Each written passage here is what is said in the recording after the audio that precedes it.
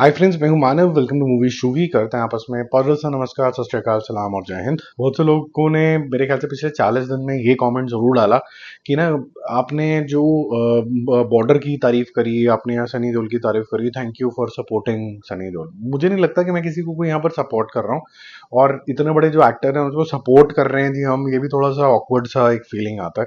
He is a great artist, need any support I believe. ये जो border to की हमने जो बात करी है, ये मैंने सिर्फ ये इसलिए नहीं करी है क्योंकि इसके अंदर सनी देओल है। शायद इसके अंदर कोई और भी होता, मैं शायद उतनी ही तारीफ करता। क्योंकि इसके अंदर जो जज्बा एंड में दिखता है कि आप अपनी कंट्री के लिए क्या कर सकते हैं, तो दो लोग ही चाहे इंस्पायर हो जाएं इससे कि हमें भी सोल्जर बनना है, वो एक इंपॉर्टेंट मैटर था।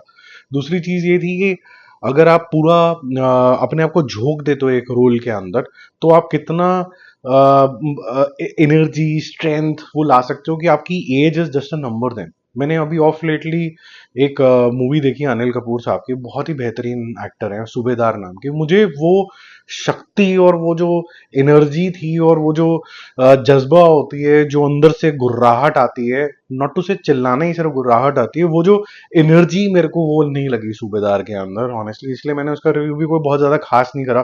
हालांकि सबने बोल दिया कि धरती फट गई, आसमान फट गया, बहुत ही अच्छा काम हो गया। मैं कभी भी ऐसे झूठी तारीफें नहीं करता। लेकिन अगर कोई इंसान ये बोलता है कि आवाज कहाँ तक जानी चाहिए, लाहौर तक, और वो लाहौर तक जाती हुई आवाज लगती भी है, तो उसके अंदर जज्बात उस टाइम पे कितने ज्यादा जाग गए होंगे कि आप तक आवाज पहुंची। ठीक है, तो इस वजह से करा। तो मैं किसी को सपोर्ट नहीं कर रहा, मैं कह रहा हूँ कि जो भी अच्छी जान डालेगा वो मजा आएगा। मैं आपको बताता हूँ, अनिल कपूर की अगर आपको तारीफ ही करनी है, तो उनकी एक मूवी आई थी, उस टाइम के ऊपर आई थी जब जो अमिताभ बच्चन साहब थे, वो बिल्कुल अपने पीक के ऊपर थे। तो मतलब अगर एंग्री यंग मैन का नाम आएगा, कोई एक्शन मूवी आएगी, तो अगर उसके अंदर अमिताभ बच्चन है तभी चलेगी, नहीं तो नहीं चलेगी। और कोई भी एक्शन करने का अटेम्प्ट भी करेगा तो उसकी नहीं चलती थी। उस जमाने में एक मूवी आई थी बहुत ही शानदार, मेरी जंग।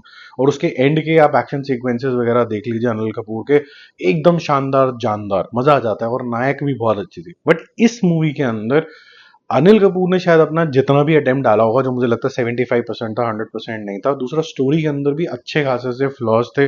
बट एनी विच वेज, जब लोग भक्ति के ऊपर उतर आते हैं तो फिर वो कुछ सुनते नहीं है।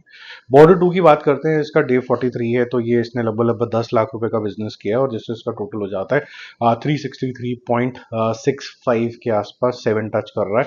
और वर्ल्ड वाइड जो टोटल है 485 करोड़ रुपीज के आसपास टच कर रहा है। ओ रोमियो का डे 22 है, और ये लगभग लगभग 40 लाख का बिजनेस करेगा, जिससे इसका टोटल क्लोज टू 79.25 के आसपास कुछ इस तरीके का कलेक्शन होगा। 117 करोड़ रुपीज इसका ओवरऑल ग्रॉस लेवल पे होगा। तो कोई ज़्यादा शानदार कलेक्शन नहीं है इसका।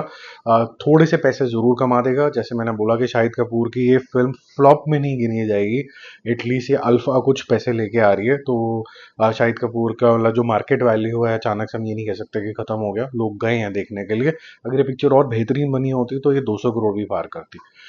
द केरला स्टोरी, इसका भी जो कलेक्शन है वो आज काफी गिर गया है, वो 1 करोड़ के आसपास है। तो 23 के आसपास इसका टोटल हो गया। तो कोई ज्यादा शानदार नहीं है इसका कलेक्शन भी। ये उस दमदार जोन के अंदर नहीं गई है जैसे पहले गई थी। थोड़ा सा एक्सपोज भी होता जा रहा है, पब्लिक भी थोड़ी सी जाग रही है कि भाई साहब, ये जो केरला स्टोरी है या फिर कोई भी स्टोरी है, उसको सही माध्यम से आने दो। चाहे वो न्यूज़ चैनल्स हो, कोई डॉक्यूमेंट्री हो, चाहे फिर गवर्नमेंट की कोई पॉलिसी हो, वो लोग कुछ आके बताएं।